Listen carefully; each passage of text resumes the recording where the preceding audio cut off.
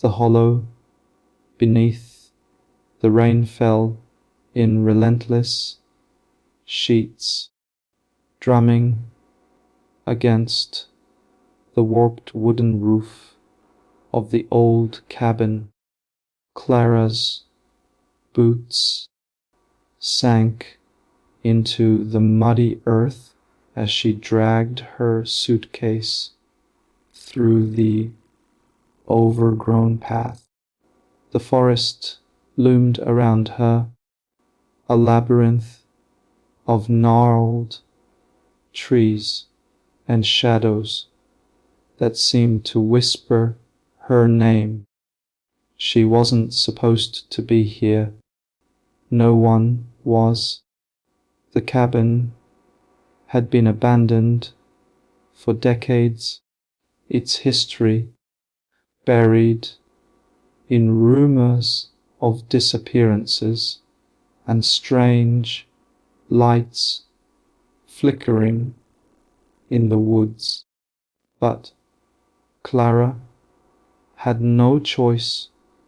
The letter in her pocket, scrawled in jagged handwriting, had promised answers about her sister, Lily, who had vanished 3 years ago. The door creaked as she pushed it open, the air inside thick with the scent of mildew and something metallic like rust or blood. She shivered, her flashlight beam cutting through the darkness, illuminating peeling wallpaper and furniture shrouded in dust. The cabin felt alive, its walls pulsing with an unspoken malice. She set suitcase down and pulled out the letter again, her fingers trembling as she read the words for the 100th time. Come to the cabin alone. She's waiting. Clara hadn't believed in ghosts, not until Lily disappeared. Her sister had been vibrant, fearless, always chasing mysteries. She'd come to this very cabin to investigate the local legends for her podcast, Whispers in the Dark.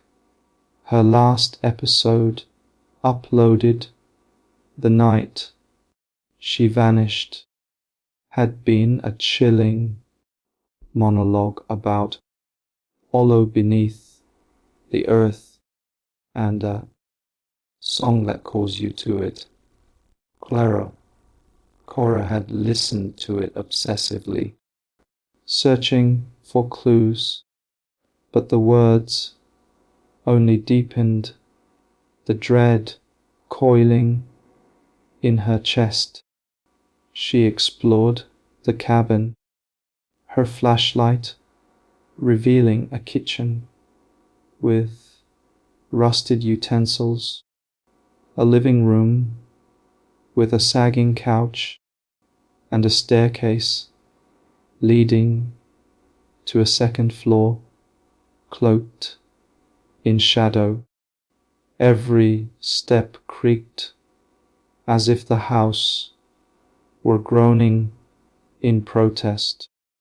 She found a door at the end of the hall, its wood scratched and splintered, as though something had clawed at it from the other side.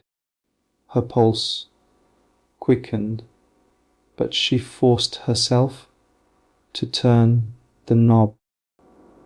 The room beyond was small, its walls covered in faded photographs and newspaper clippings.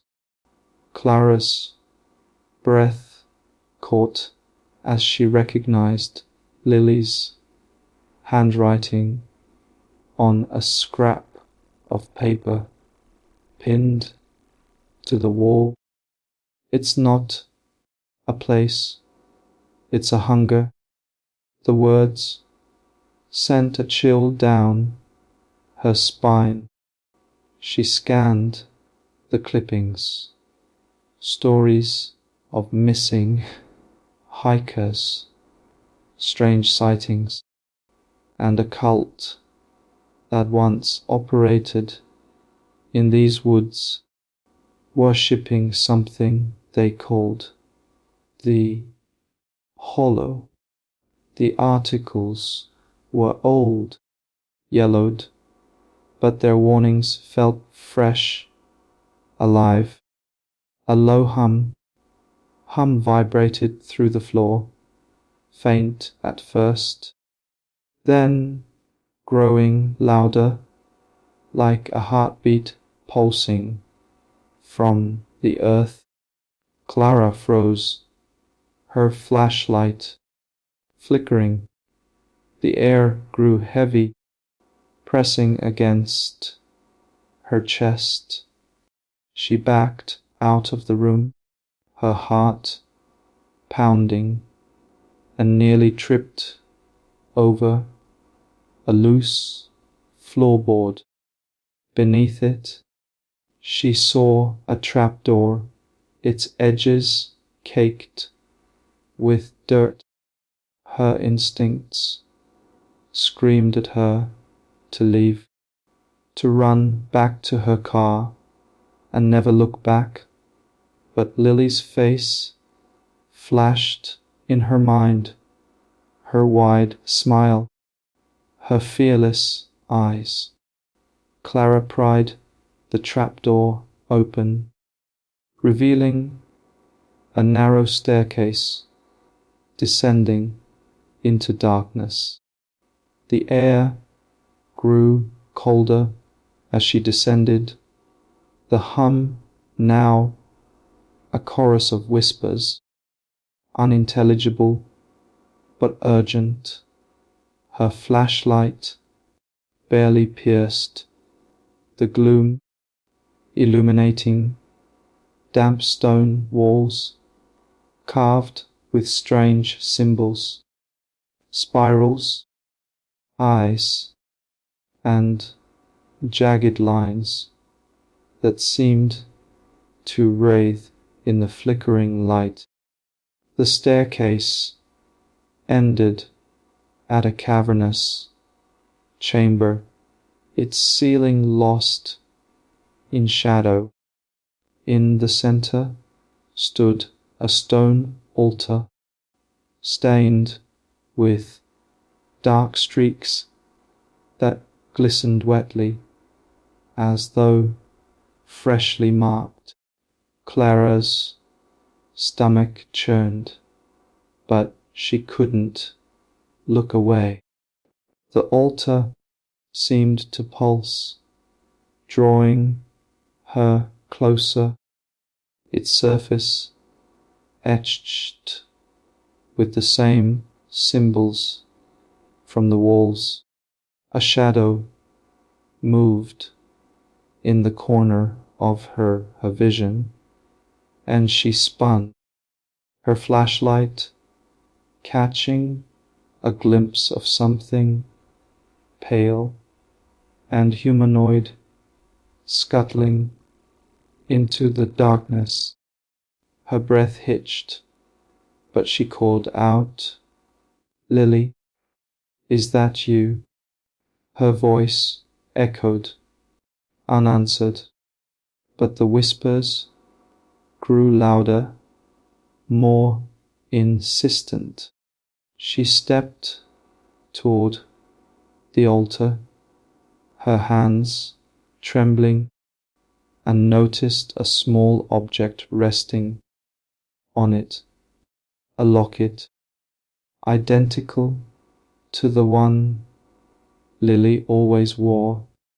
She reached for it, her fingers brushing the cold metal, and the hum surged, vibrating through her bones.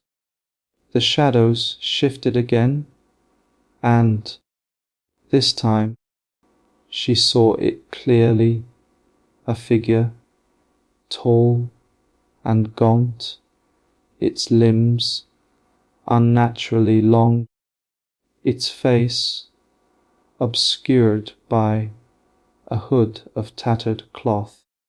It didn't move like a person.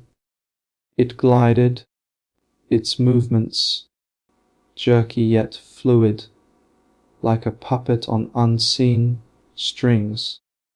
Clara, sir, stumbled back, her flashlight dropping to the ground, plunging the chamber into near darkness. The figure's head tilted, and she felt its gaze, heavy and invasive, peeling away her defenses. "Who are you?" she whispered, her voice barely audible over the whispers now screaming in her ears. The figure didn't answer, but it raised a hand, its fingers ending in sharp, claw-like points. Clara's legs felt like lead, but she forced herself to move, scrambling toward the staircase. The figure didn't follow, but the whispers chased her, weaving into her thoughts, urging her to stay, to kneel before the altar, to offer herself to the hollow.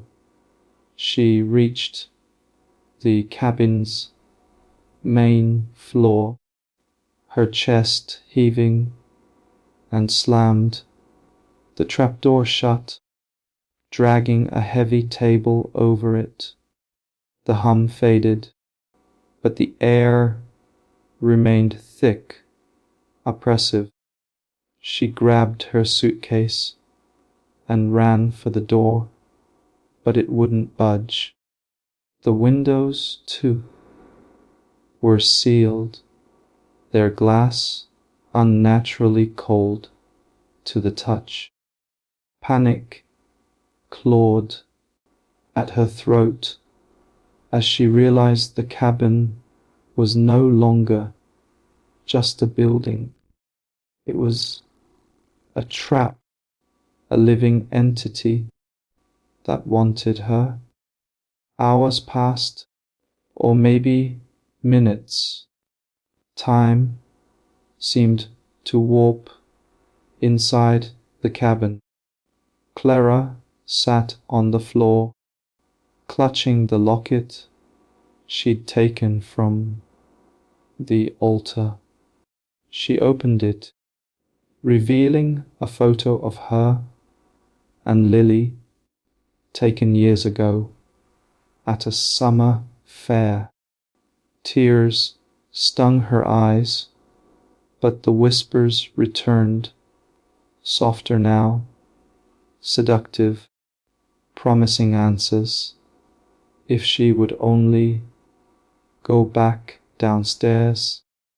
She shook her head, trying to drown them out, but they were relentless, slithering into her mind like tendrils. A knock at the door startled her. She froze, her heart pounding. "Who's there?" she called, her voice shaking. No answer, only another knock, slow, and deliberate. She crept to the door, peering through the peephole, but saw only darkness. Against her better judgment, she opened it a crack, and a gust of cold air rushed in, carrying the scent of wet earth and decay. A figure just beyond the porch, cloaked in shadow, its face hidden. It wasn't the creature from the basement, but it carried the same unnatural aura. Clara, it whispered, its voice a distorted echo of Lily's. You came? Clara's blood ran cold.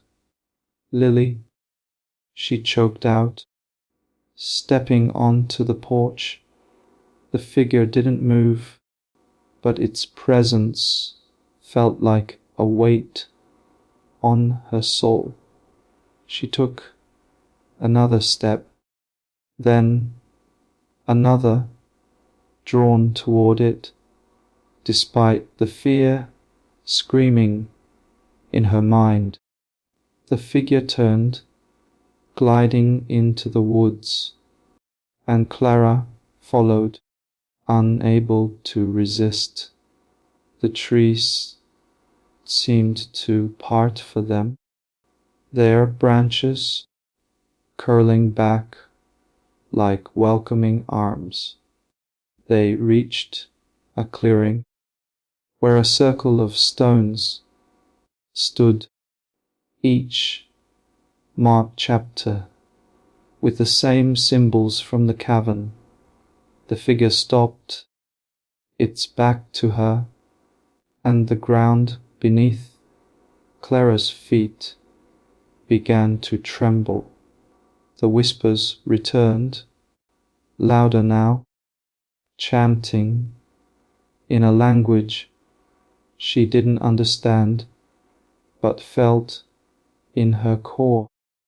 The figure turned, and for a moment she saw Lily's face, pale, hollow-eyed, her lips curled in a smile that wasn't her own. You shouldn't have come, the figure said, its voice no longer Lily's, but something ancient, hungry. The ground split open, revealing a yawning pit that pulsed with a sickly light. Clara screamed, stumbling back, but the air itself seemed to pull her toward the pit. She clawed at the earth, her fingers digging into the mud, but the pull was too strong. Images flashed through her mind. Lily, standing at the altar, her eyes wide with Tehidden Chan, offered sacrifices to the hollow, the creature from on the basement, feeding on their fear, their pain, their essence. Clara realized the truth. The hollow wasn't a place. It was a presence, a devourer of souls, and it had taken Lily. Now it wanted her. With a final burst of strength, Clara tore herself free, crawling away from the pit. The figure lunged, its claws grazing her arm, leaving a burning trail of pain.